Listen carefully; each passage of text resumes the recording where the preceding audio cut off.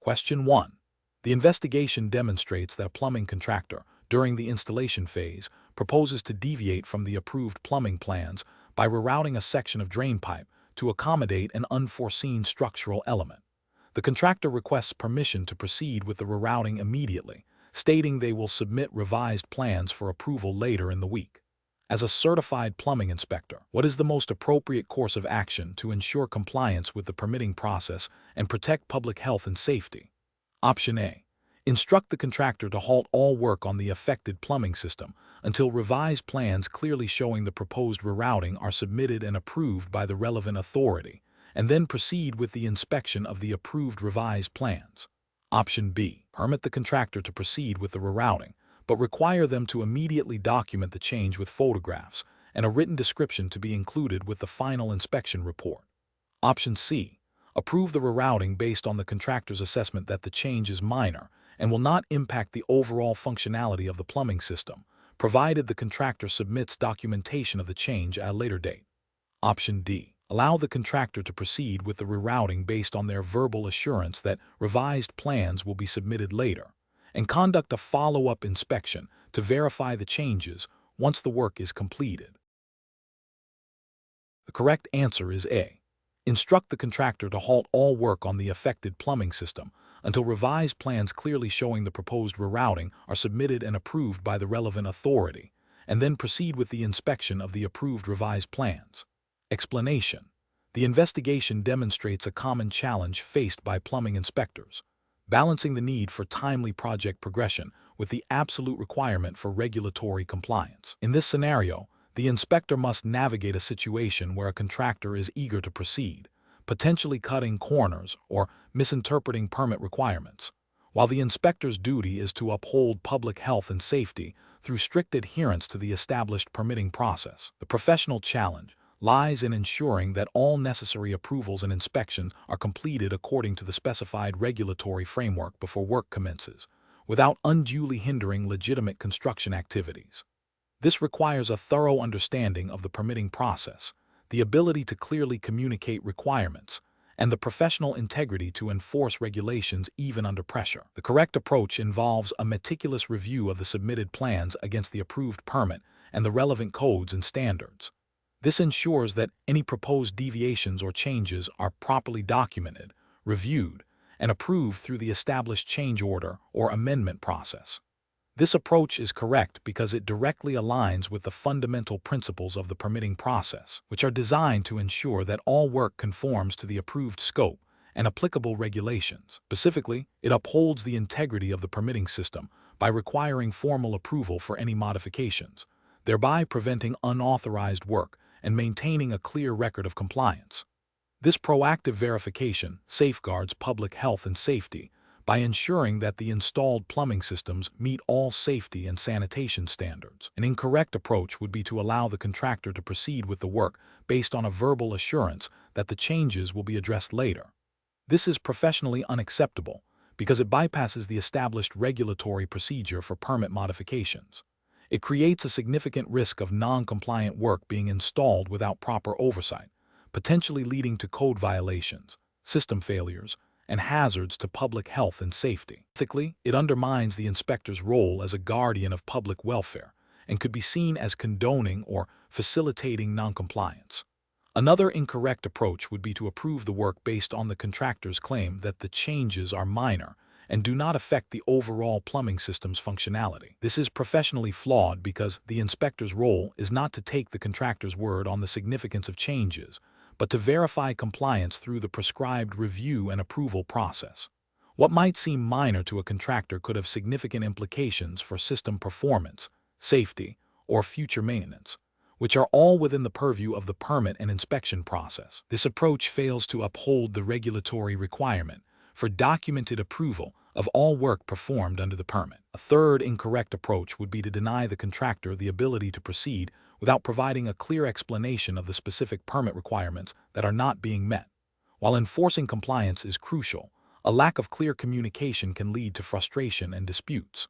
Professionalism demands that inspectors not only enforce regulations, but also educate and guide contractors on the specific requirements.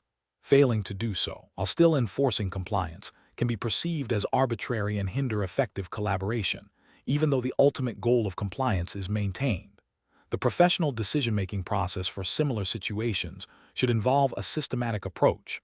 First, clearly identify the discrepancy between the work being proposed and the approved permit.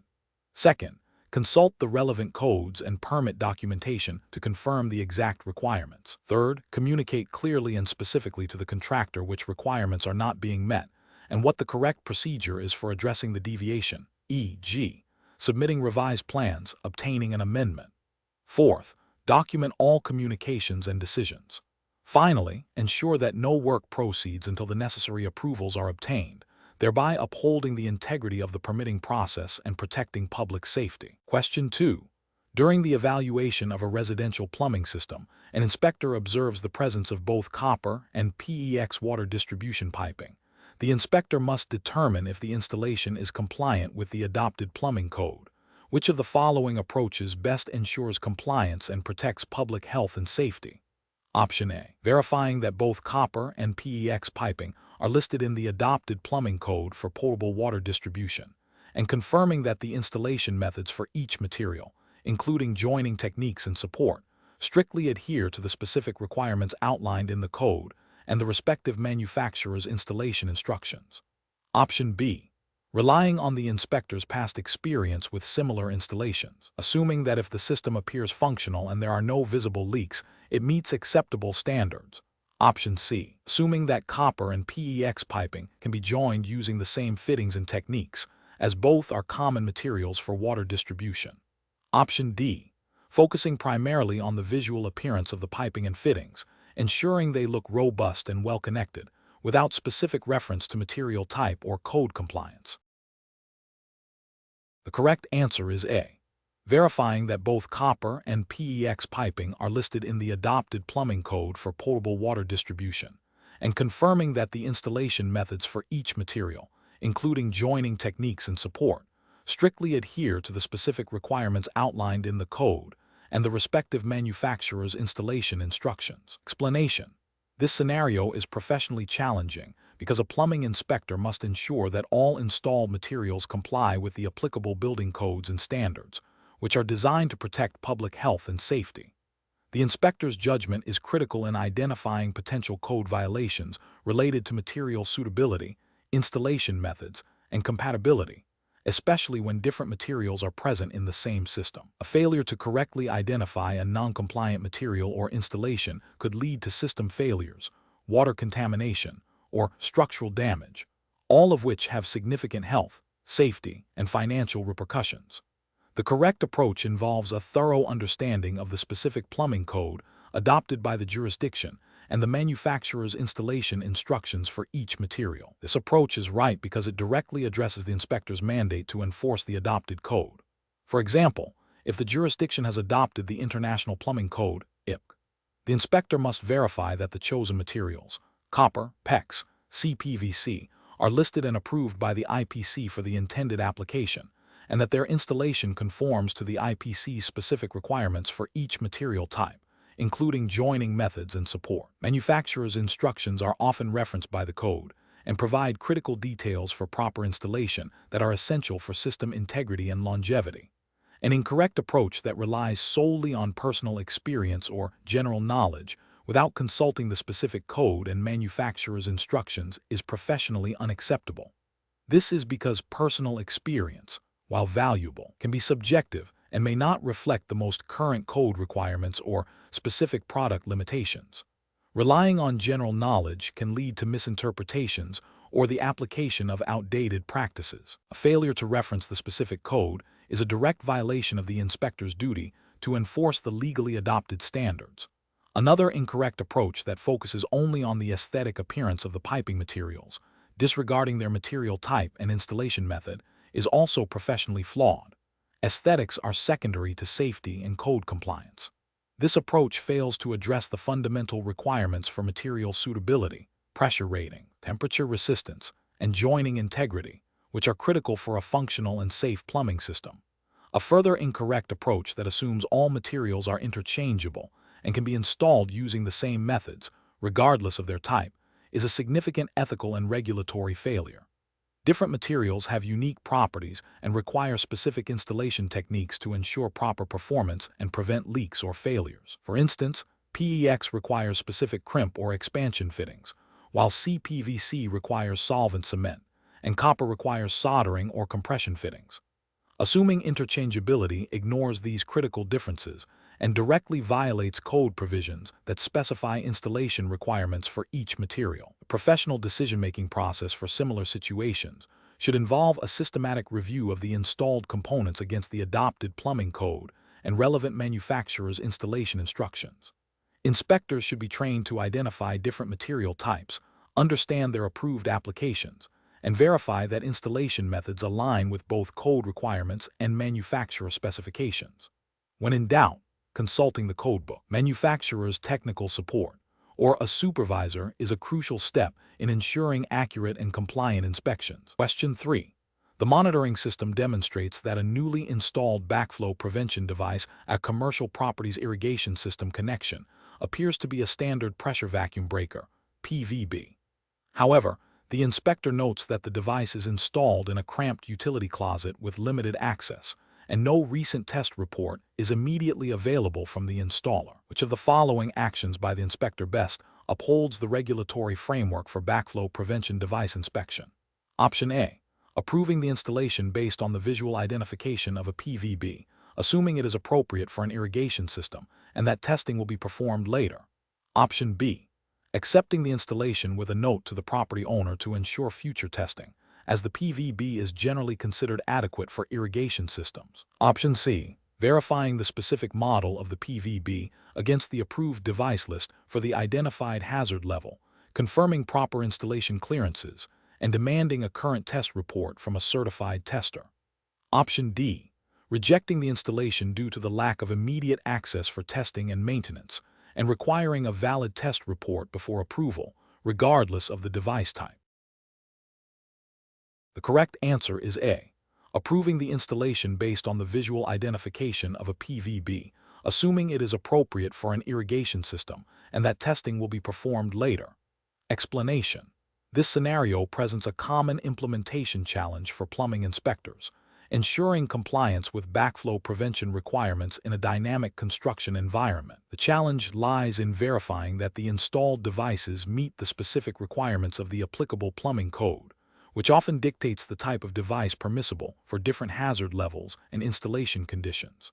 Inspectors must not only identify the device, but also confirm its proper installation and the availability of adequate testing documentation, all while adhering to the strict mandates of the Certified Plumbing Inspector exam's regulatory framework. The correct approach involves a thorough verification of the installed backflow prevention device against the approved list and specifications for the identified hazard level, as mandated by the relevant plumbing code.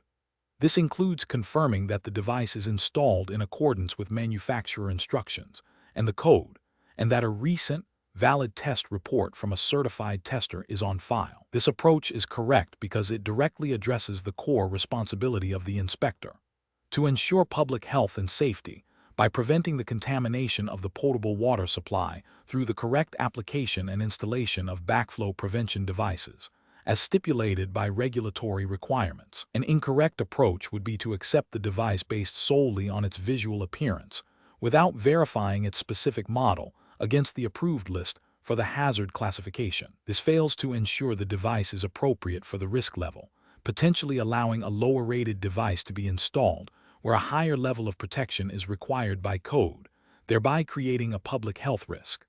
Another incorrect approach is to overlook the requirement for a current test report, assuming that a recently installed device will function correctly. This is a critical failure because backflow prevention devices require regular testing to ensure their continued effectiveness.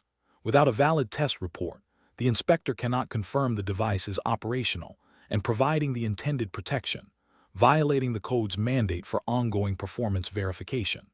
Finally, accepting a device that is installed in a location that does not allow for proper maintenance or testing is also an incorrect approach. Plumbing codes typically specify clearance requirements around backflow prevention devices to facilitate inspection, testing, and repair. Failure to enforce these requirements compromises the long-term effectiveness of the device and the ability to maintain its functionality, leading to potential code violations and health risks. The professional decision-making process for similar situations requires a systematic approach. First, identify the hazard classification of the water connection. Second, consult the approved list of backflow prevention devices for that hazard classification as per the governing plumbing code. Third, visually inspect the installed device to confirm it matches the approved model and is installed according to manufacturer and code requirements. Fourth, verify the existence and validity of the required test report. Finally, ensure the installation location meets all clearance and accessibility requirements for future testing and maintenance. This methodical process ensures comprehensive compliance and upholds the inspector's duty to protect public health. Question 4. The control framework reveals that a plumbing inspector is tasked with verifying the water source for a residential property. Which of the following methods most effectively and compliantly addresses the inspector's responsibility for water source identification and assessment? Option A. Accepting the homeowner's statement regarding the type and origin of the water supply without further investigation. Option B. Focusing exclusively on the internal plumbing system and fixtures, as the source of the water is considered outside the scope of a plumbing inspector's direct responsibility. Option C. Assuming the water source is compliant based on the property's established history and the absence of immediate visible leaks within the building. Option D. Confirming the water source by cross-referencing official municipal water supply records and conducting a visual inspection of the property's connection to the municipal main or the condition and protection of a private wellhead. The correct answer is D. Confirming the water source by cross-referencing official municipal water supply records and conducting a visual inspection of the property's connection to the municipal main or the condition and protection of a private wellhead. Explanation. This scenario is professionally challenging because a plumbing inspector must ensure that the water source serving a property meets all applicable health and safety standards, which directly impacts public well-being. The inspector's judgment is critical in accurately identifying the source and assessing its suitability, as misidentification or inadequate assessment can lead to the use of contaminated water, posing significant health risks and potential legal liabilities for the property owner and the inspector's jurisdiction. The correct approach involves a systematic process of verifying the water source against official records and conducting a visual and contextual assessment to confirm its type and condition. This approach is right because it aligns with the fundamental duty of a plumbing inspector to uphold public health and safety by ensuring compliance with established plumbing codes and health regulations. Specifically, it requires referencing local health department records, municipal water supply documentation, or approved well permits to confirm the legal and recognized source of water. Furthermore, a physical inspection to assess the source's integrity, e.g., wellhead protection, proximity to contaminants for private wells, or connection integrity for municipal supplies, is essential. This dual verification method provides a robust assurance that the water source is both officially recognized and physically sound, fulfilling the inspector's regulatory obligations. An incorrect approach that relies solely on the property owner's verbal confirmation of the water source is professionally unacceptable. This fails to meet the regulatory requirement for independent verification and introduces a significant risk of relying on inaccurate or incomplete information. Ethically, it breaches the inspector's duty to act in the public interest, as the owner may be unaware of or misinformed about the true source or its condition. Another incorrect approach that involves assuming the water source is safe based on the age of the property without any verification is also professionally flawed. This demonstrates a lack of due diligence and a failure to adhere to the principle of trust but verify. Plumbing codes and health standards evolve, and older systems may no longer meet current requirements or may have developed issues over time. Regulatory failure occurs because this approach bypasses the necessary checks mandated by codes designed to protect against emerging contaminants or system degradation. A third incorrect approach of only inspecting the visible plumbing fixtures within the building, without investigating the source, is fundamentally incomplete. While fixture inspection is part of the inspector's role, it does not address the critical upstream component of water supply. This approach neglects the primary responsibility of ensuring the safety and legality of the water entering the building, which is a core function of water source identification and assessment. It represents a significant regulatory and ethical lapse by failing to address a foundational aspect of plumbing safety, Professionals should adopt a decision-making process that prioritizes verification and documentation. This involves 1. Understanding the specific regulatory requirements for water source identification and assessment within the governing jurisdiction. 2. Consulting official records, e.g., Municipal Water Department, Health Department, building permits to establish the recognized water source. 3. Conducting a thorough physical inspection of the source and its immediate surroundings to assess its condition and potential risks. 4. Documenting all findings, including source identification, verification methods, and any observed deficiencies, in a clear and comprehensive report. This systematic approach ensures compliance, mitigates risk, and upholds professional integrity. Question 5. Comparative studies suggest that while the Uniform Plumbing Code, UPC, and the International Plumbing Code, IPC, share common goals of public health and safety, their specific provisions can differ significantly. A certified plumbing inspector is tasked with reviewing a new commercial building's plumbing system. The inspector is highly familiar with the UPC, but has only a cursory understanding of the IPC. The jurisdiction's building department has adopted the 2021 International Plumbing Code, with no local amendments. Which of the following represents the most professionally sound and legally compliant approach for the inspector? Option A. Perform the inspection by referencing both the 2021 Uniform Plumbing Code and the 2021 International Plumbing Code, applying whichever provision appears more stringent or practical for each component. Option B. Conduct the inspection by applying the provisions of the 2021 Uniform Plumbing Code, as it is a widely recognized standard, and the inspector is most proficient in its application. Option C. Ascertain that the 2021 International Plumbing Code is the adopted code for the jurisdiction, and conduct the inspection strictly in accordance with all requirements and amendments of the 2021 International Plumbing Code. Option D. Focus the inspection on general plumbing principles and best practices, assuming that most installations compliant with the UPC will also meet the intent of the IPC. The correct answer is B. Conduct the inspection by applying the provisions of the 2021 Uniform Plumbing Code, as it is a widely recognized standard, and the inspector is most proficient in its application. Explanation.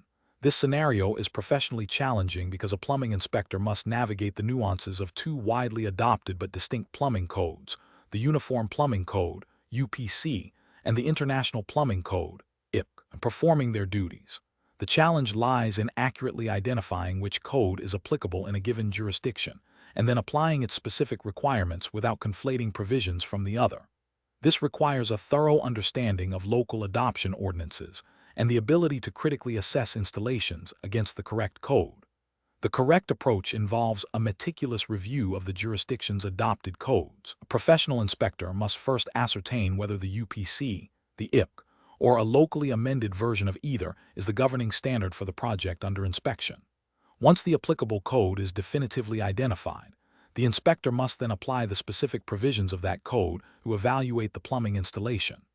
This approach is correct because it adheres strictly to the legal and regulatory framework established by the governing authority, ensuring compliance and public safety as mandated by law.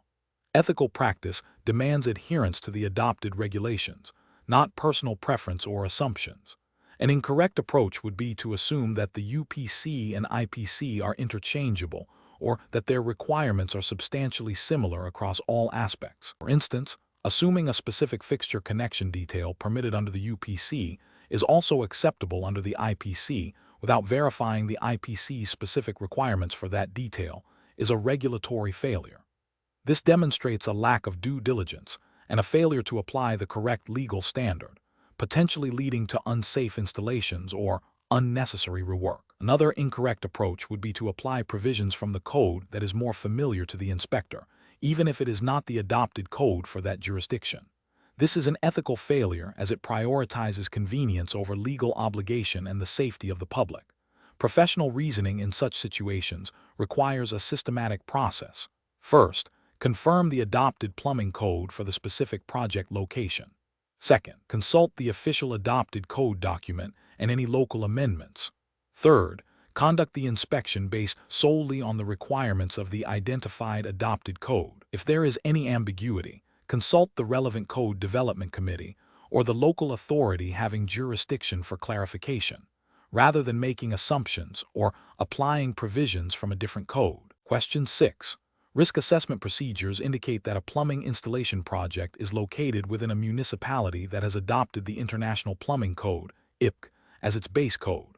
However, the inspector is aware that local jurisdictions often enact amendments to model codes. Which of the following approaches best ensures compliance with the legally binding requirements for this project?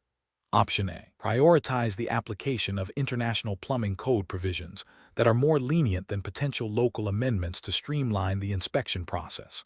Option B. Rely on the general understanding of common plumbing practices without specifically verifying local code amendments, as most installations will conform to the model code. Option C. Conduct a thorough review of the municipality's official adopted codes and any published local amendments or ordinances that modify or supplement the International Plumbing Code, and apply the most stringent applicable requirements. Option D. Proceed with the inspection based solely on the provisions of the current International Plumbing Code, assuming no significant local variations exist. The correct answer is D. Proceed with the inspection based solely on the provisions of the current International Plumbing Code, assuming no significant local variations exist. Explanation. Scenario analysis. This scenario presents a common challenge for plumbing inspectors, navigating the interplay between a model plumbing code and local amendments. The professional challenge lies in ensuring compliance with the most stringent applicable requirements, which often involves identifying and correctly applying local variations that may supersede or add to the model code. Failure to do so can result in unsafe installations, code violations, and potential liability. The inspector must exercise careful judgment to balance the foundational principles of the model code with the specific public health and safety concerns addressed by local ordinances. Correct approach analysis. The correct approach involves a thorough review of the adopted plumbing code, specifically looking for any local amendments or appendices that modify or add to the provisions of the model code. This requires proactive research into the jurisdiction's specific legislative enactments and building department directives. The justification for this approach is rooted in the fundamental principle of code enforcement. To ensure installations meet the minimum standards for public health, safety, and welfare as defined by the governing authority. Local amendments are enacted precisely because the local jurisdiction has determined that the model code in its standard form does not adequately address specific local conditions, risks, or policy objectives. Therefore, adherence to these local variations is not optional but a mandatory requirement for compliance. Incorrect approaches analysis. Adhering solely to the model code without investigating local amendments is an incorrect approach because it ignores the legally binding nature of local ordinances. This failure constitutes a direct violation of the inspector's duty to enforce the adopted code, which includes all duly enacted local variations. It risks approving installations that are not safe or compliant with local public health standards. Assuming local amendments are unlikely or insignificant is also an incorrect approach. This assumption demonstrates a lack of due diligence and a disregard for the potential for local variations to impact plumbing system design and installation. It can lead to overlooking critical safety requirements specific to the jurisdiction. Applying the model code provisions that are more lenient than the local amendments is fundamentally flawed. Code enforcement requires adherence to the most stringent applicable standard when there is a conflict between a model code and a local amendment, as the local amendment is intended to provide a higher level of protection or address a specific local concern. This approach prioritizes convenience over safety and compliance. Professional reasoning. When faced with potential local code variations, a plumbing inspector should follow a systematic process. 1. Identify the primary adopted plumbing code for the jurisdiction. 2. Proactively search for and obtain any official documents detailing local amendments, ordinances, or administrative interpretations that modify or supplement the adopted code. This may involve consulting the local building department, city/county clerk's office, or official legislative websites. 3. Compare the provisions of the model code with the identified local amendments. 4. In all cases, apply the more stringent requirement where conflicts exist. 5. Document all findings and decisions, particularly when local amendments alter standard code provisions. This process ensures that installations meet the highest applicable standards for public health and safety, fulfilling the inspector's ethical and legal obligations. Question 7. Investigation of a newly installed circulating hot water system in a multi-unit residential building reveals that while hot water is readily available at all fixtures, the installer claims that certain design features, intended to minimize energy consumption by reducing continuous circulation in low-demand areas, are in full compliance with current plumbing codes and health guidelines for preventing Legionella growth. As the certified plumbing inspector, what is the most appropriate course of action? Option A. Advise the property owner that the system must be immediately shut down and completely reconfigured to ensure continuous circulation throughout, regardless of specific code allowances for energy-saving designs. Option B. Conduct a detailed inspection of the system's design and installation, specifically verifying adherence to regulations concerning water stagnation, minimum circulation loop temperatures, and the absence of dead legs, and document any deviations from the approved plans or code requirements. Option C. Immediately approve the system based on the availability of hot water at all fixtures, assuming the installer's assurances of compliance are accurate. Option D. Accept the installer's verbal confirmation that the system meets all health and safety standards without further physical inspection or review of design documentation. The correct answer is B.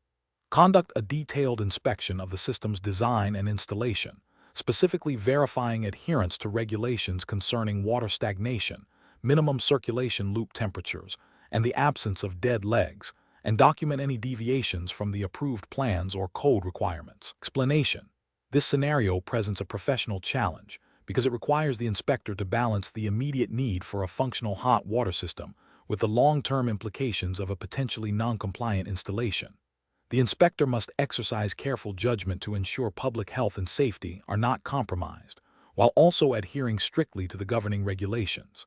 The ethical dilemma arises from the pressure to approve a system that, while seemingly working, may not meet the required standards, potentially leading to future issues or legal liabilities. The correct approach involves thoroughly investigating the circulating hot water system to identify any deviations from the specified regulatory framework, specifically focusing on the requirements for Legionella control and water stagnation prevention, as mandated by the relevant plumbing codes and health guidelines. This approach prioritizes compliance and public safety by ensuring the system is not only operational but also installed and maintained according to established standards.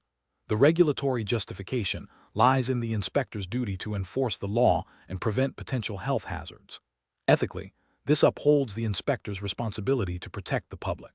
An incorrect approach would be to approve the system based solely on its immediate functionality, overlooking potential code violations. This fails to uphold the inspector's duty to enforce regulations and could lead to future health risks, such as Legionella outbreaks or system failures due to improper design or installation. This approach demonstrates a lack of due diligence and a disregard for the preventative measures outlined in the plumbing codes.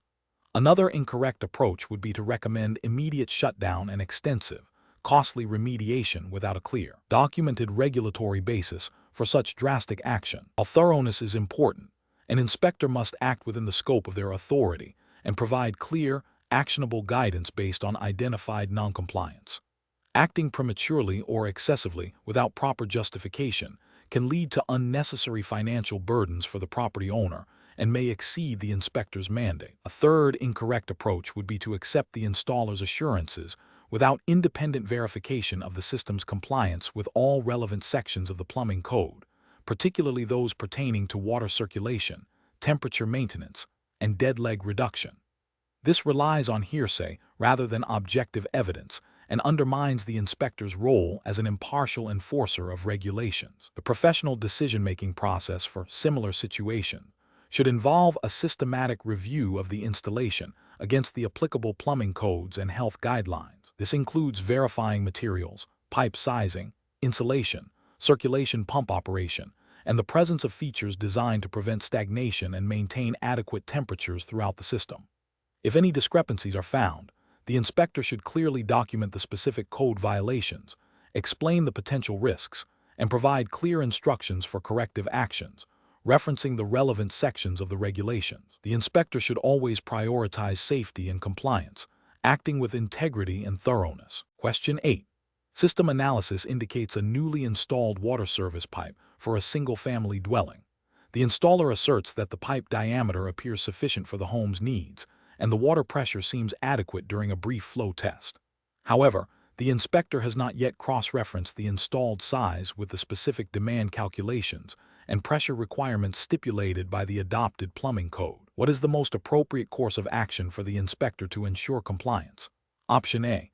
Mandate an increase in the water service pipe size to the next larger standard diameter to ensure ample capacity, regardless of specific code calculations. Option B. Accept the installer's assessment of sufficiency and proceed with the inspection, assuming the visible flow is indicative of proper sizing. Option C. Defer the final decision on pipe sizing to the installer or a consulting engineer, requesting their written confirmation of code compliance.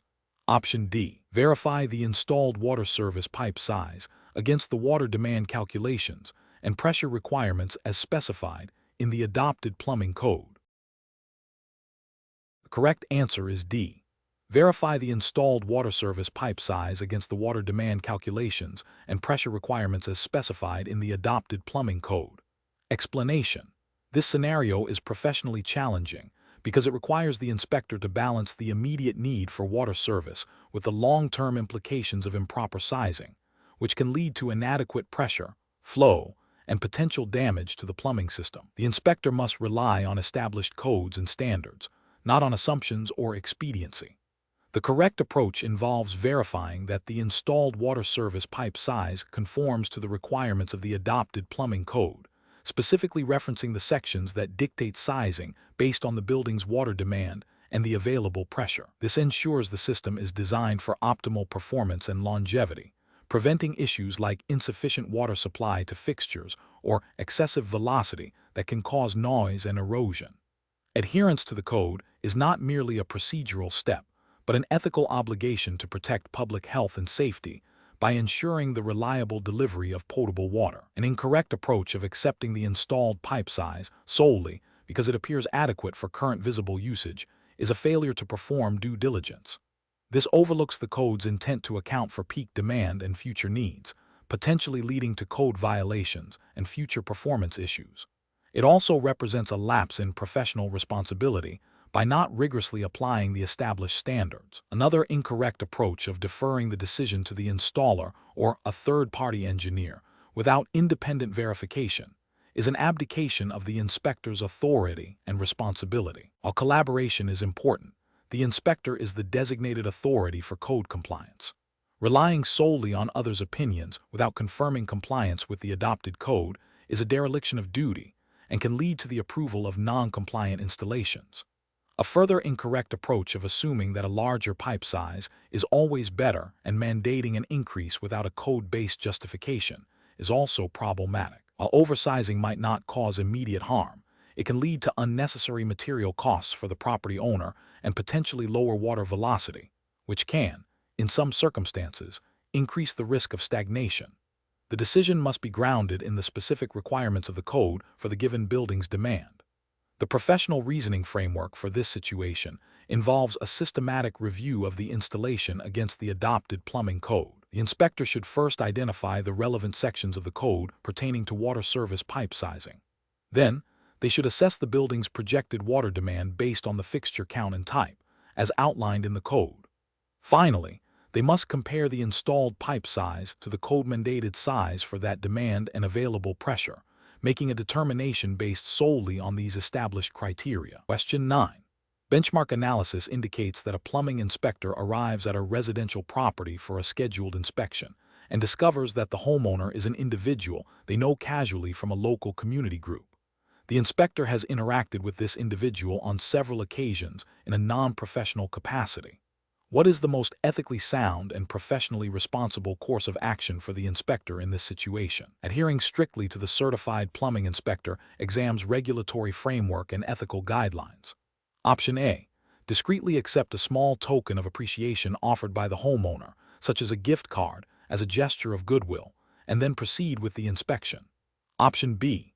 Immediately inform their supervisor or the relevant building department authority about the acquaintance and request to be recused from the inspection, allowing another inspector to perform the work.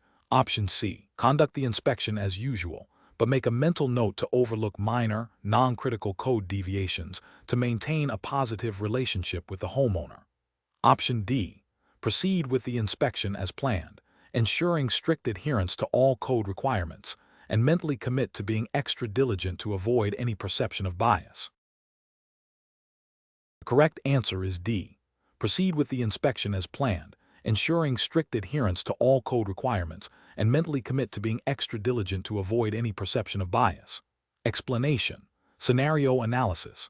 This scenario presents a common ethical challenge for plumbing inspectors, balancing the need for accurate and impartial inspections with potential personal or professional relationships that could influence judgment. The inspector's duty is to uphold public health and safety by ensuring compliance with the plumbing code. Any perceived or actual bias compromises this duty, eroding public trust in the inspection process and potentially leading to unsafe installations.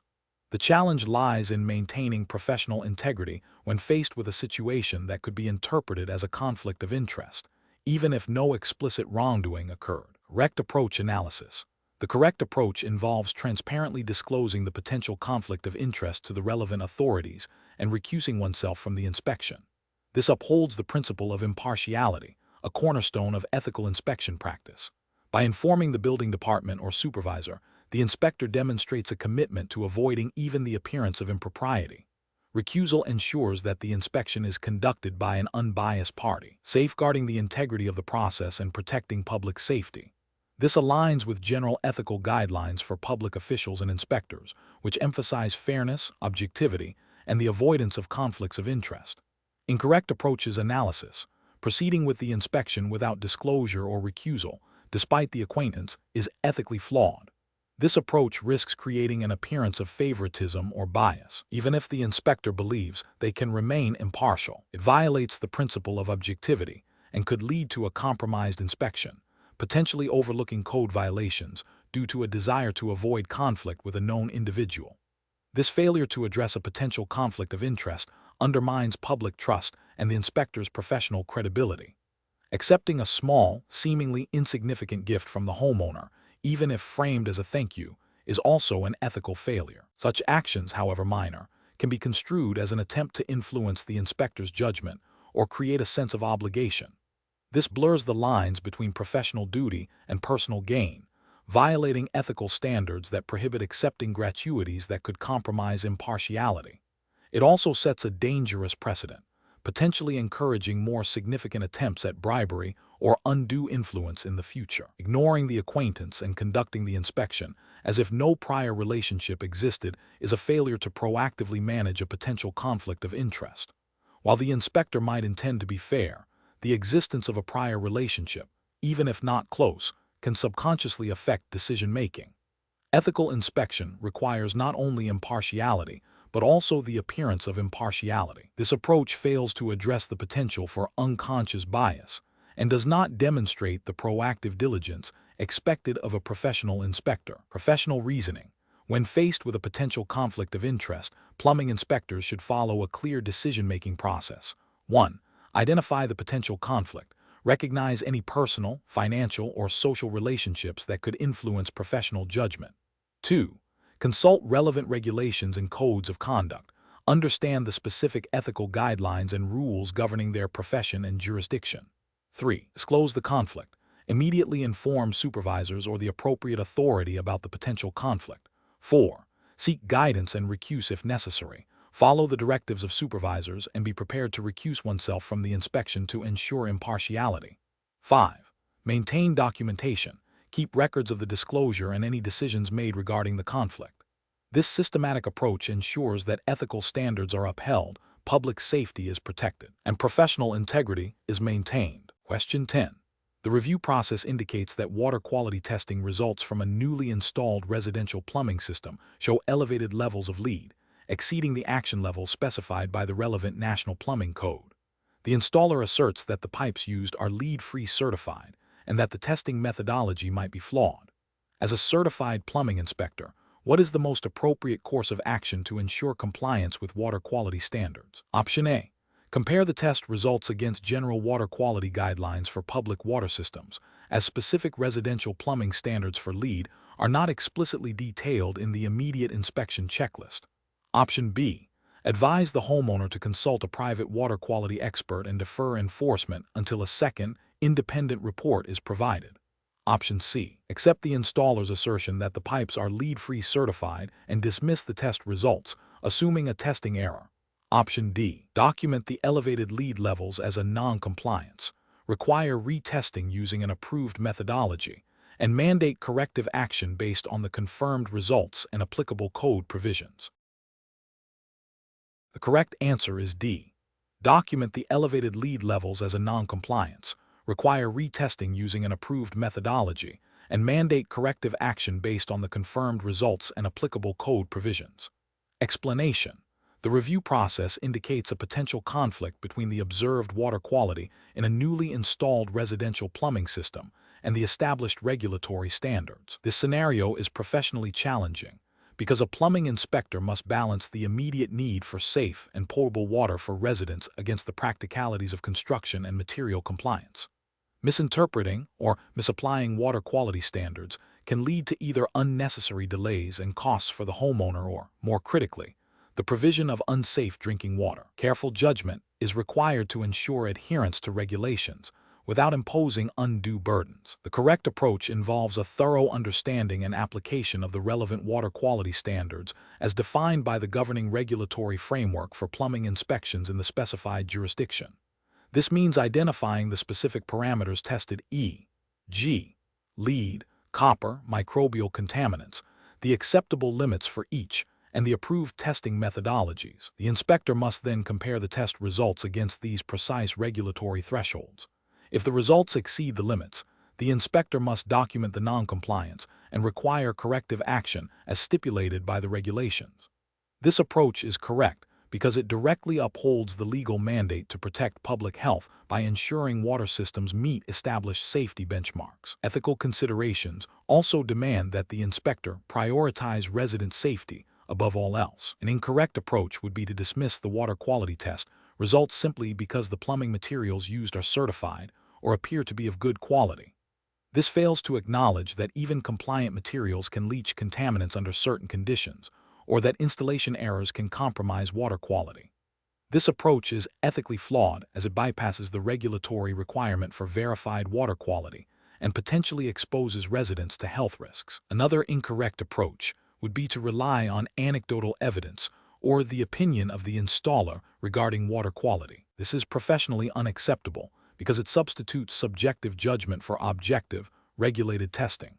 Regulations are in place to provide a standardized, verifiable measure of safety, and ignoring test results in favor of informal opinions undermines the inspector's authority and the integrity of the inspection process. It also fails to meet the ethical obligation to ensure compliance with public health standards. A third incorrect approach would be to apply water quality standards from a different, unrelated jurisdiction or a general industry best practice document that is not legally binding in this specific inspection context. This is a regulatory failure because inspectors are bound by the specific laws and codes of the jurisdiction in which they operate. Using external standards, even if they seem more stringent or relevant, is not legally permissible and can lead to incorrect enforcement actions or the overlooking of actual violations of the applicable code. Professional decision-making process for similar situations should involve a systematic review of the applicable plumbing codes and water quality regulations for the specific jurisdiction. The inspector should then ensure that all required testing has been performed using approved methods and that the results are compared directly against the legally mandated standards. Any deviation from these standards must be documented, and corrective actions must be clearly communicated, referencing the specific regulatory provisions that have been violated. This structured approach ensures objectivity, fairness, and compliance with legal and ethical obligations. Question 11. Benchmark analysis indicates that a contractor proposes to use Schedule 40 PVC for a new underground storm drainage system. As a certified plumbing inspector, what is the most appropriate course of action to ensure compliance with the adopted plumbing code? Option A. Reject the Schedule 40 PVC outright, as the code typically specifies cast iron or other approved materials for underground drainage. Option B. Accept the contractor's assurance that the Schedule 40 PVC is suitable for the application without further verification, as long as it appears to be in good condition. Option C. Verify that the Schedule 40 PVC is listed by a recognized testing agency for underground drainage applications and conforms to the appropriate ASTM standard for such use, and that its installation meets all code requirements for joints, supports, and clearances. Option D. Approve the use of Schedule 40 PVC as it is a common material for drainage systems and is generally accepted in the industry. The correct answer is C. Verify that the Schedule 40 PVC is listed by a recognized testing agency for underground drainage applications and conforms to the appropriate ASTM standard for such use, and that its installation meets all code requirements for joints, supports, and clearances. Explanation. This scenario presents a common implementation challenge for plumbing inspectors, balancing the need for code compliance with practical considerations of material availability and established construction practices within a specific jurisdiction. The challenge lies in interpreting and applying the relevant plumbing code provision to a situation where a seemingly acceptable alternative material is being proposed, potentially leading to disputes with contractors or project delays if not handled judiciously, and with a thorough understanding of the code's intent. The correct approach involves a meticulous review of the applicable plumbing code to determine if the proposed PVC drainage piping material meets all specified requirements for the intended application, including its suitability for the specific type of waste, temperature, pressure, and environmental conditions. This requires understanding the code's intent regarding material performance, durability, and safety. Specifically, the inspector must verify that the PVC material is listed by a recognized testing laboratory for use in drainage systems, that it conforms to the appropriate ASTM standards, e.g., ASTM D3034 for SDR35 or ASTM D2729 for DWV, and that its installation complies with all prescriptive requirements for joints, supports, and clearances as outlined in the code. This adherence to the code's explicit provisions and its underlying safety principles is the cornerstone of professional responsibility for a plumbing inspector. An incorrect approach would be to approve the PVC piping solely based on its common use in other plumbing applications, without verifying its specific compliance for this particular drainage system. This fails to acknowledge that different plumbing systems may have distinct material requirements. For instance, using PVC not rated for underground use in a buried drainage line would be a regulatory failure, as it might not possess the necessary structural integrity or chemical resistance. Another incorrect approach would be to reject the PVC piping without a thorough examination of the code and the material's specifications, especially if the contractor can demonstrate compliance. This could lead to an arbitrary decision, potentially causing unnecessary project costs and delays, and undermining the inspector's credibility. Furthermore, accepting the material based on a contractor's verbal assurance without independent verification of its compliance with listed standards and code requirements represents a significant ethical and regulatory lapse, as it bypasses the established due diligence process designed to ensure public safety. Professional decision-making process for similar situations should involve a systematic approach. First, thoroughly understand the project scope and the proposed materials. Second, consult the most current edition of the adopted plumbing code and any relevant local amendments. Third, research the specific material being proposed, including its manufacturer's specifications, testing certifications, and compliance with ASTM or other recognized standards. Fourth, compare the material's properties and intended use against the code's requirements for that specific application. If there is any ambiguity, seek clarification from the code official or relevant authority. Document all findings and decisions meticulously.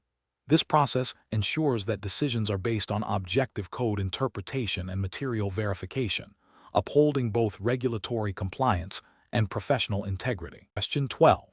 Assessment of a newly installed residential water meter reveals that while it is connected to the main water line and appears functional, its location is within a shrubbery bed that significantly obstructs easy access for meter readers and poses a risk of damage from lawn maintenance equipment. The installation also lacks any visible backflow prevention device. What is the most appropriate regulatory compliance action for the certified plumbing inspector? Option A. Issue a notice of noncompliance, requiring the homeowner to relocate the meter to an accessible location, ensure adequate protection, and install a required backflow prevention device. Option B. Approve the installation with a minor deficiency tag, allowing the homeowner to address the issues within a specified time frame. Option C. Approve the installation, noting the accessibility and protection concerns for future follow-up by the water utility. Option D. Recommend that the water utility install a remote reading device to mitigate the accessibility issue. The correct answer is C. Approve the installation, noting the accessibility and protection concerns for future follow-up by the water utility. Explanation. Scenario analysis. This scenario presents a common challenge for plumbing inspectors, ensuring compliance with water meter installation requirements when faced with potentially outdated or ambiguous existing site conditions. The challenge lies in balancing the need for accurate water measurement and conservation with the practicalities of retrofitting or modifying existing infrastructure. Inspectors must exercise careful judgment to interpret regulations, assess site feasibility, and determine the most appropriate course of action without compromising public health, safety, or regulatory intent. Correct approach analysis. The correct approach involves a thorough review of the applicable plumbing codes and local ordinances governing water meter installation and requirements. This includes verifying the meter's location, accessibility for reading and maintenance, protection from damage, and proper connection to the water supply system. The inspector must confirm that the installation adheres to specifications regarding pipe material, jointing, and backflow prevention, if mandated. The regulatory justification stems from the fundamental purpose of these codes: to ensure accurate billing, facilitate water conservation efforts, and prevent contamination of the potable water supply. Adherence to these standards protects both the consumer and the water utility. Incorrect approaches analysis. An approach that prioritizes expediency over regulatory compliance by accepting an installation that is difficult to access for reading or maintenance is incorrect. This failure violates the spirit and letter of regulations designed to ensure the meter's functionality and prevent potential issues that could lead to inaccurate readings or service disruptions. Another incorrect approach is to overlook the requirement for proper protection of the water meter from physical damage or freezing. This oversight can lead to costly repairs, inaccurate measurements, and potential water loss, directly contravening the objectives of water management and consumer protection. Furthermore, accepting an installation where the meter is not properly connected to the water supply, potentially bypassing required backflow prevention devices, represents a significant regulatory and public health failure. This could compromise the integrity of the potable water system, posing a risk of contamination. Professional reasoning. When faced with such situations, a professional plumbing inspector should follow a systematic decision-making process. First, they must clearly identify the specific regulatory requirements applicable to the situation. Second, they should conduct a thorough site inspection, meticulously documenting all aspects of the water meter installation.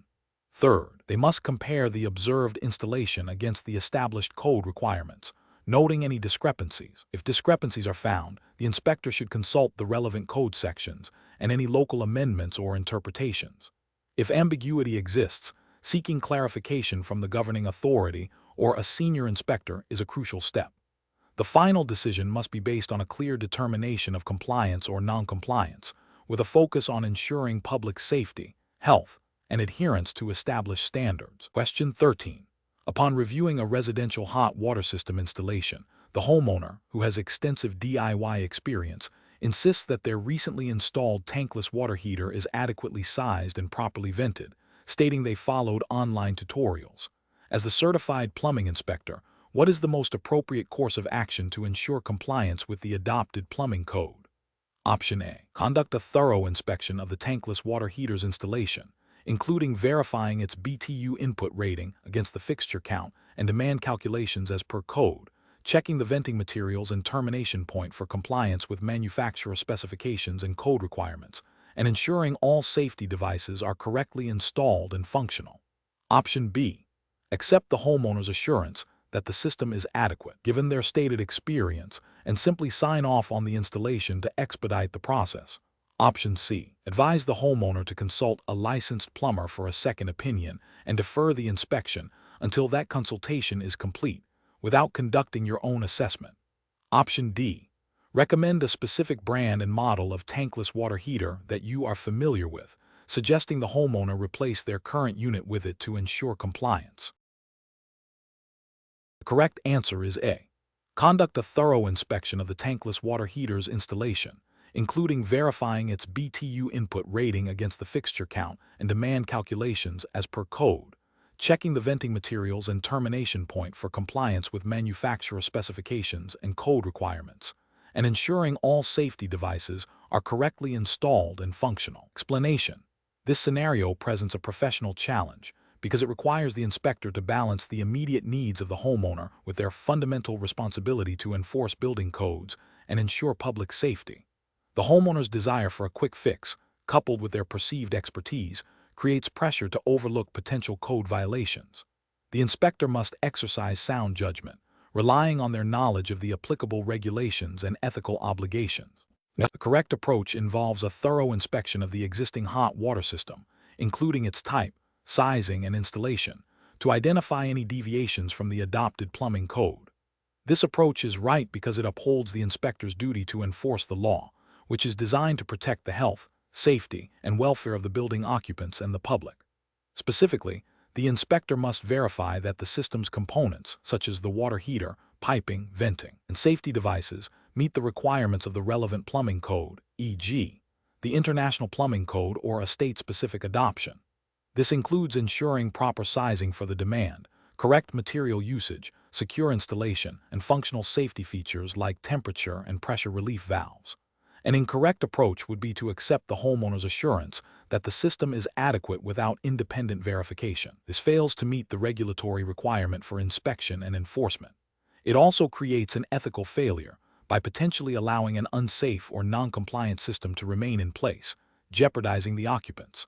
Another incorrect approach would be to recommend a specific brand or type of replacement water heater based on the homeowner's limited information or personal preference, without a proper assessment of the system's needs and code compliance. This could lead to an undersized or oversized system, improper installation, or a violation of material or energy efficiency standards mandated by the code. This is a regulatory failure, as it bypasses the required inspection process, and an ethical failure, as it could result in a suboptimal or non-compliant installation. A further incorrect approach would be to dismiss the homeowner's concerns about the existing system and insist on a complete replacement without a clear, code-based justification. While code compliance is paramount, a professional inspector should also be responsive to homeowner concerns and explain the basis for their findings clearly. This approach, while potentially leading to a compliant system, lacks the professional courtesy and communication expected of an inspector. The professional decision-making process for similar situations involves 1. Understanding the scope of the inspection as defined by the applicable plumbing code. 2. Conducting a systematic and objective assessment of the system against code requirements. 3. Clearly communicating findings to the homeowner, explaining the specific code provisions that are not met. 4. Offering guidance on corrective actions that will bring the system into compliance. 5. Documenting all findings and communications. Question 14. Operational review demonstrates that the water pressure at the main service line entering a commercial building consistently exceeds the maximum allowable pressure specified by the applicable plumbing code, leading to reports of fixture noise and premature component failure. What is the most appropriate and code-compliant course of action for the plumbing inspector? Option A. Recommend the installation of a properly sized and set pressure-reducing valve, PRV, on the main service line downstream of the meter to regulate pressure to the building's internal plumbing system. Option B. Suggest replacing all existing plumbing fixtures with models rated for higher pressure to withstand the current conditions. Option C. Recommend the installation of larger diameter supply piping throughout the building to better accommodate the high flow rates associated with elevated pressure. Option D. Advise the building owner to contact the municipal water authority to request a reduction in the overall water pressure supplied to the neighborhood. The correct answer is A. Recommend the installation of a properly sized and set pressure-reducing valve, PRV, on the main service line downstream of the meter to regulate pressure to the building's internal plumbing system. Explanation: this scenario presents a professional challenge because it requires the inspector to balance the immediate need for operational functionality with the long-term implications of water pressure management, all while adhering to specific regulatory mandates. The inspector must not only identify a problem, but also propose a compliant and effective solution, demonstrating a deep understanding of plumbing codes and their practical application. The challenge lies in interpreting the code's intent regarding pressure control and ensuring the proposed solution meets those requirements without introducing new hazards or inefficiencies. The correct approach involves identifying the root cause of excessive water pressure and implementing a code-compliant pressure-reducing valve (PRV) system. This is the right approach because it directly addresses the identified problem of high water pressure, which can lead to fixture damage, pipe bursts, and increased water consumption.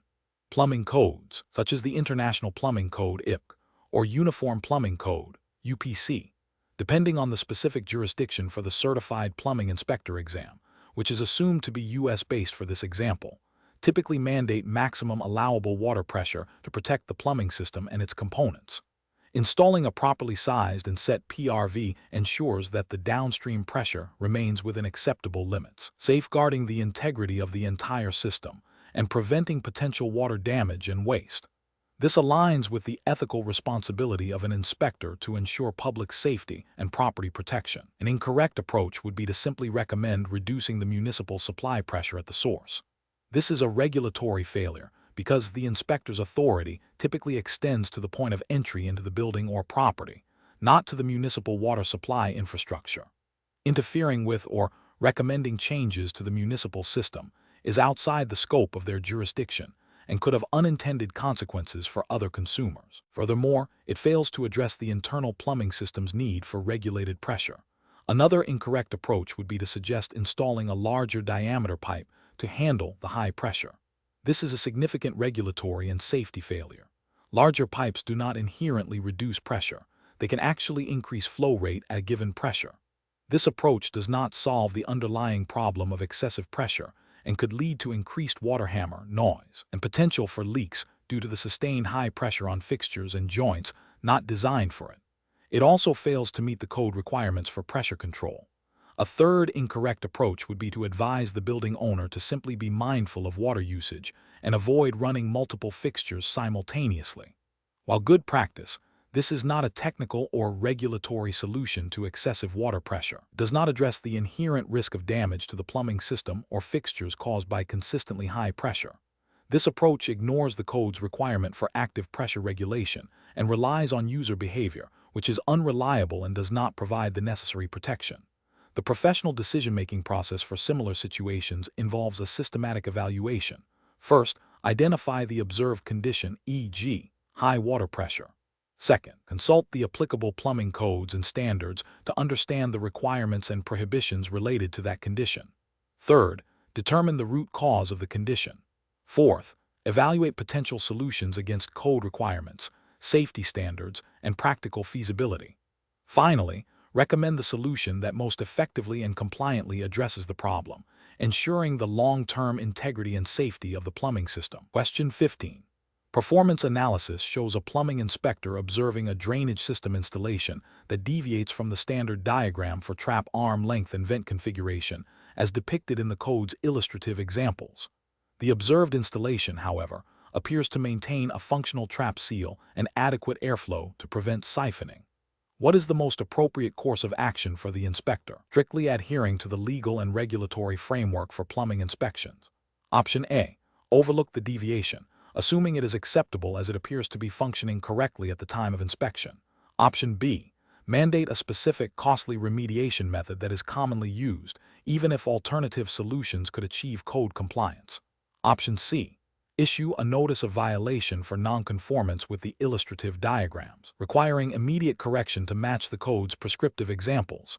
Option D. Document the deviation, assess its impact on the performance objectives of the code, e.g., trap seal integrity, venting effectiveness, and approve the installation if performance objectives are met.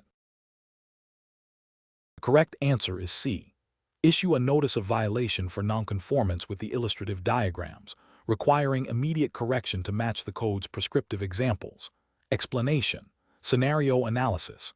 This scenario presents a common challenge for plumbing inspectors, balancing the need for strict adherence to code with the practical realities of existing installations and potential for minor, non-hazardous deviations. The challenge lies in interpreting the spirit of the law versus the letter of the law, and understanding the inspector's authority and responsibility in making such judgments. A rigid, unyielding approach can lead to unnecessary costs and disruption for property owners, while an overly lenient approach can compromise public health and safety. The inspector must exercise professional judgment grounded in regulatory requirements and ethical obligations. Correct approach analysis. The correct approach involves a thorough review of the applicable plumbing code, specifically focusing on the sections pertaining to the installation and venting of drainage systems. The inspector must determine if the observed deviation from the standard installation method, e.g., a specific type of trap arm length or vent configuration, creates a condition that is less safe or sanitary than what the code intends to achieve.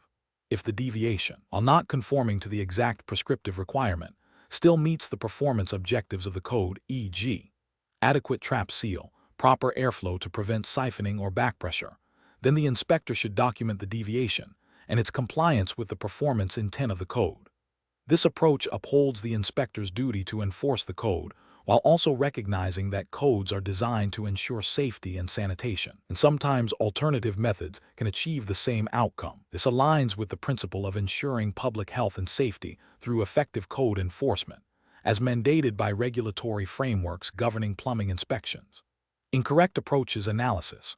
One incorrect approach is to immediately issue a notice of violation solely because the installation does not precisely match the diagram or prescriptive language in the code, without considering the functional performance. This fails to acknowledge that codes often have performance-based objectives, and a strict adherence to prescriptive methods is not always the only way to achieve compliance. This approach can lead to unnecessary work and expense for the property owner, and may be seen as overly bureaucratic and lacking in professional judgment. Another incorrect approach is to overlook the deviation entirely, assuming it is acceptable because it appears to be functioning. This is a failure to perform due diligence and uphold the inspector's responsibility to ensure compliance with all applicable codes.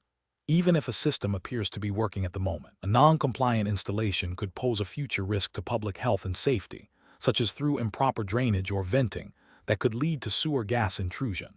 This approach undermines the integrity of the inspection process and the inspector's professional accountability.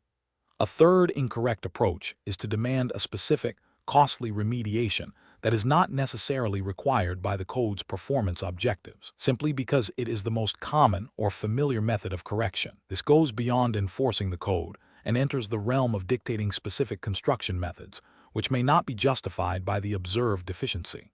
This can be seen as an overreach of authority and potentially unethical if it leads to unnecessary financial burdens without a clear safety or sanitation benefit. Professional reasoning. Professionals in this field must develop a systematic approach to inspections. This involves 1. Understanding the specific code requirements applicable to the work being inspected.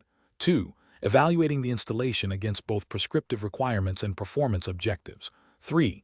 Documenting all findings, including deviations and their compliance status. 4. Communicating clearly with the property owner or contractor about any deficiencies and the rationale for their classification. 5. Exercising professional judgment, informed by training and experience, to determine if an alternative installation meets the intent of the code. This decision-making process ensures that inspections are fair, effective, and contribute to the overall goal of public health and safety. Question 16. Implementation of expansion tank requirements in residential plumbing systems presents a critical inspection point. A certified plumbing inspector is tasked with evaluating an installation where an expansion tank has been fitted. Which of the following approaches best aligns with the regulatory framework for ensuring proper function and code compliance of the expansion tank? Option A. Accept the installation if the water heater manufacturer states it has an internal expansion control mechanism, even if an external tank is not present. Option B. Confirm the expansion tank is installed on the hot water outlet side of the water heater. Option C. Verify the expansion tank is installed on the cold water supply line between the main shutoff valve and the water heater inlet. Option D. Allow installation on either the hot or cold water side, provided the tank is accessible. The correct answer is C. Verify the expansion tank is installed on the cold water supply line between the main shutoff valve and the water heater inlet. Explanation.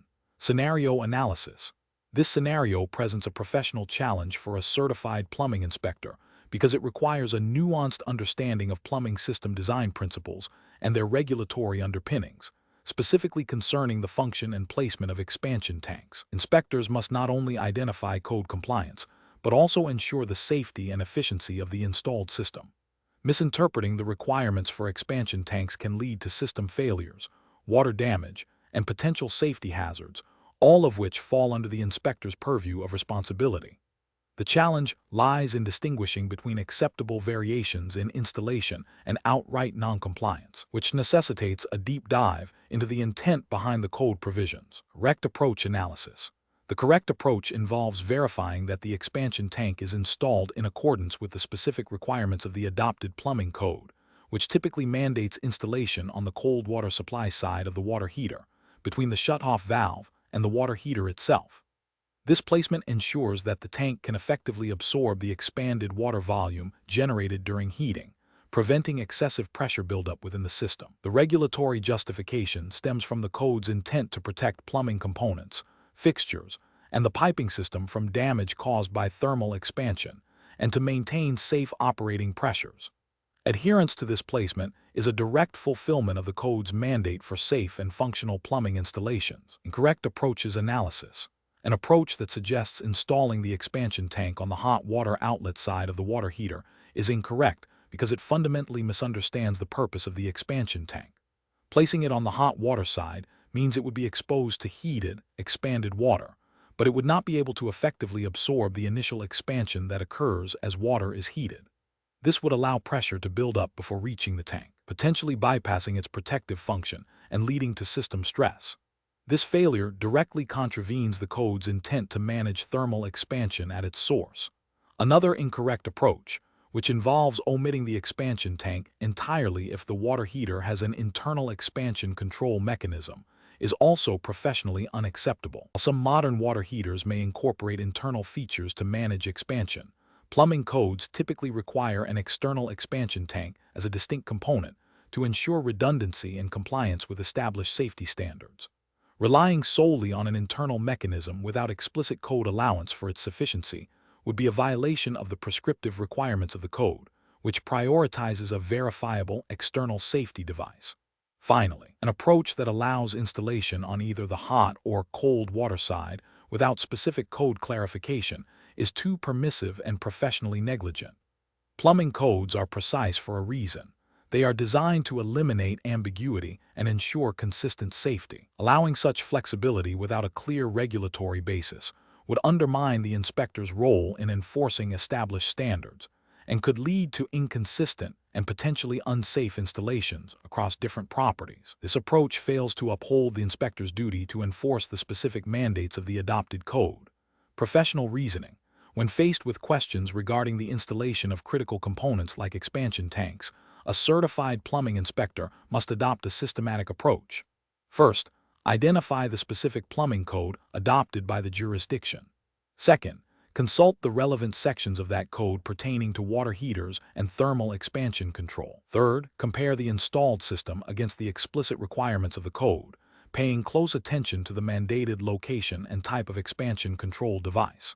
If there is any ambiguity, the inspector should consult code interpretations or relevant manufacturer documentation that aligns with the code's intent.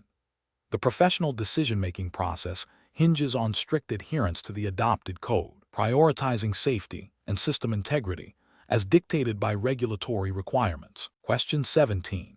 Which approach would be most appropriate for a certified plumbing inspector to take when a municipality has not yet formally adopted the latest edition of the plumbing code, but the inspector is aware of significant safety improvements in the newer code? Option A. Begin enforcing provisions from the newer plumbing code that offer enhanced safety features, even though it has not been formally adopted. Option B. Research the municipality's current adopted plumbing code and any local amendments, and then consult with the relevant municipal authority to understand the status and process for adopting the newer code. Option C. Inform contractors that the municipality is operating under an outdated code and that they should voluntarily comply with the newer code's requirements. Option D. Continue inspecting solely based on the older, adopted code and refrain from mentioning the existence or benefits of the newer code to anyone. The correct answer is B. Research the municipality's current adopted plumbing code and any local amendments, and then consult with the relevant municipal authority to understand the status and process for adopting the newer code. Explanation. This scenario presents a common challenge for plumbing inspectors, navigating the process of code adoption and enforcement when a municipality has not yet formally adopted the latest plumbing code. The professional challenge lies in ensuring public safety and health through consistent application of established standards, while respecting the legal and administrative processes of local government. Inspectors must balance their duty to enforce codes with the reality of varying adoption timelines and the potential for differing interpretations or local amendments. Careful judgment is required to avoid overstepping authority or compromising safety. The correct approach involves diligently researching the municipality's current adopted code and any local amendments, and then communicating with the relevant municipal authority, e.g., building department, city council, to understand the timeline and process for adopting the newer code. This approach is correct because it adheres strictly to the established legal framework for code adoption and enforcement. Inspectors are bound by the codes that have been legally adopted and are in effect within their jurisdiction. By seeking clarification and understanding the official adoption process, the inspector upholds their professional responsibility to enforce the law as it stands, while also proactively working towards the adoption of updated safety standards. This demonstrates ethical conduct by respecting governmental processes and prioritizing accurate, legally sanctioned enforcement. An incorrect approach would be to unilaterally decide to enforce the newer code based on the inspector's personal belief that it is superior or more current. This fails to acknowledge that code enforcement is a legal process governed by municipal ordinances and state laws. The inspector's personal opinion, however well-informed, does not supersede the legally adopted code. This approach risks legal challenges, undermines the authority of the governing body, and creates an inconsistent and unfair enforcement environment for contractors and property owners. Another incorrect approach would be to ignore the situation and continue inspecting based on the older code without any attempt to address the discrepancy or seek clarification. This passive approach fails to uphold the inspector's duty to promote public safety by not advocating for or working towards the adoption of potentially improved safety standards.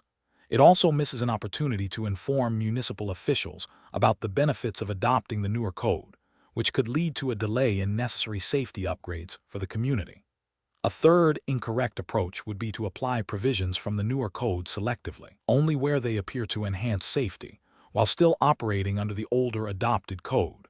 This creates a hybrid and inconsistent enforcement standard that is not legally defensible. It is neither fully compliant with the adopted code nor fully compliant with the newer code, leading to confusion, potential legal disputes, and an uneven playing field for those being inspected.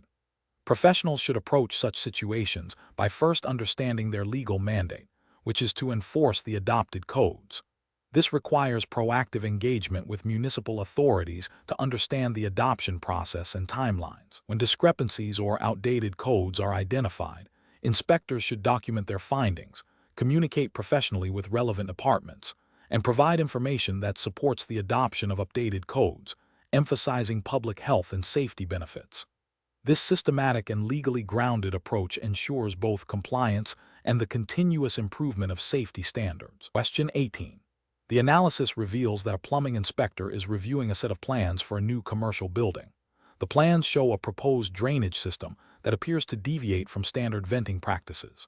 The inspector suspects this deviation might be a deliberate attempt to simplify installation, but is unsure if it meets the intent of the adopted plumbing code for ensuring proper trap seal protection and preventing back siphonage. What is the most appropriate course of action for the inspector during the plan review process? Option A. Request clarification from the applicant regarding the proposed venting strategy and its compliance with the code's intent for trap seal protection and back siphonage prevention, providing specific code references for concern. Option B. Reject the plans immediately due to the apparent deviation from standard venting practices, requiring the applicant to resubmit with a conventional venting system. Option C. Suggest an alternative venting method that the inspector believes is more compliant, even if it was not part of the original submission, to expedite the review process. Option D.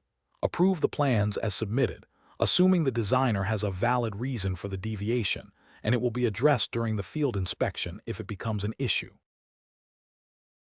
Correct answer is D. Approve the plans as submitted, assuming the designer has a valid reason for the deviation, and it will be addressed during the field inspection if it becomes an issue. Explanation. The analysis reveals a common challenge in plan review, balancing the need for thoroughness with the practicalities of project timelines and the applicant's intent. A plumbing inspector must ensure compliance with all applicable codes and standards, but also understand the intent behind the proposed design. Misinterpreting a design element or overlooking a critical detail during plan review can lead to significant issues during construction, costly rework, and potential safety hazards. Conversely, being overly prescriptive or making assumptions without sufficient information can unnecessarily delay projects and create adversarial relationships. The inspector's role is to facilitate safe and compliant installations, not to design the system. The correct approach involves a systematic review of the submitted plans against the adopted plumbing code, focusing on identifying any deviations from or omissions of code requirements. This includes verifying that all fixtures, piping, venting, and drainage systems are designed in accordance with the specified standards. Crucially, it also requires the inspector to seek clarification from the applicant when the plans are unclear or appear to deviate from code intent, rather than making assumptions or rejecting the plans outright without due diligence. This collaborative approach ensures that any potential issues are addressed early in the process, leading to a more efficient and compliant outcome. An incorrect approach would be to assume the applicant has intentionally omitted a required component, or to interpret ambiguous drawings in a way that leads to a code violation, without first attempting to clarify the design intent with the applicant. This demonstrates a lack of due diligence and can unfairly penalize the applicant. Another incorrect approach is to approve plans that clearly show a violation of the adopted plumbing code, perhaps due to a rushed review or a misunderstanding of a specific code provision. This failure to uphold the code directly compromises public health and safety. Finally, an inspector should not impose design requirements that are not mandated by the adopted code, as this oversteps the inspector's authority and can lead to unnecessary project costs and delays. Professional decision-making in plan review requires a methodical process. First, understand the scope of the project and the applicable codes. Second, conduct a comprehensive review of all submitted documents, cross-referencing them with code requirements. Third, identify any discrepancies, ambiguities, or potential violations. Fourth, if ambiguities or potential issues are found, communicate clearly and professionally with the applicant to seek clarification or request necessary revisions. The goal is to ensure compliance while fostering a cooperative working relationship. Question 19. Process analysis reveals that during a routine inspection of a newly installed plumbing system, a certified plumbing inspector identifies a critical defect that clearly violates a specific section of the adopted plumbing code. The contractor present at the time assures the inspector that the issue is minor and will be rectified later, urging the inspector to pass the inspection to avoid delays. What is the inspector's absolute priority and most responsible course of action? Option A. Overlook the deficiency to maintain a good working relationship with the contractor and expedite the inspection. Option B. Pass the inspection based on the contractor's assurance with a note to follow up at a later date. Option C. Document the deficiency, cite the specific code violation, and require the contractor to correct the issue before passing the inspection. Option D. Pass the inspection and inform the contractor that they will be responsible for any future issues arising from the defect. The correct answer is C. Document the deficiency, cite the specific code violation, and require the contractor to correct the issue before passing the inspection. Explanation. This scenario is professionally challenging because it requires the plumbing inspector to balance their duty to ensure public safety and compliance with the building code against potential pressure from a contractor or property owner. The inspector's liability and responsibility are paramount, and any deviation from established protocols can lead to significant legal and professional repercussions. The core of the challenge lies in making an objective, evidence-based decision that upholds the integrity of the inspection process. The correct approach involves thoroughly documenting the observed deficiency, referencing the specific code section violated, and clearly communicating the required corrective action to the responsible party. This aligns with the inspector's fundamental responsibility to enforce the adopted plumbing code, which is designed to protect public health and safety. Regulatory frameworks for plumbing inspectors typically mandate adherence to the code as the primary basis for their decisions. Ethical guidelines also emphasize impartiality, diligence, and accountability. By following this approach, the inspector creates a clear record of their findings and actions, which serves as a defense against potential claims of negligence or improper inspection. An incorrect approach would be to overlook the deficiency due to a contractor's assurance or a desire to expedite the inspection process. This failure to enforce the code directly contravenes the inspector's legal and ethical obligations. It exposes the public to potential hazards and could lead to liability for the inspector if a problem arises due to the uncorrected defect. Another incorrect approach would be to issue a pass without proper documentation of the deficiency and the required remediation. This lack of documentation makes it impossible to defend the inspection's validity if challenged, and demonstrates a failure to follow established inspection procedures, which are often codified or part of professional standards. Finally, accepting a bribe or undue influence to overlook a violation is a severe ethical and legal breach, leading to criminal charges and professional disbarment, and fundamentally undermining the entire purpose of the inspection system. Professional decision-making in such situations requires a commitment to the established code and inspection protocols. Inspectors must cultivate a mindset of objective assessment, relying solely on the code and observable facts. They should be trained to recognize and resist undue influence and to understand the legal and ethical ramifications of their decisions. When in doubt, consulting with supervisors or seeking clarification on code interpretations is a prudent step. The process should always prioritize public safety and regulatory compliance above all else. Question 20. Stakeholder feedback indicates that a plumbing contractor is proposing to use a material for a specific drainage application that is not explicitly listed in the approved materials section of the current plumbing code, but the contractor claims it is functionally equivalent and commonly used in other jurisdictions. As a certified plumbing inspector, what is the most appropriate course of action to ensure compliance and public safety?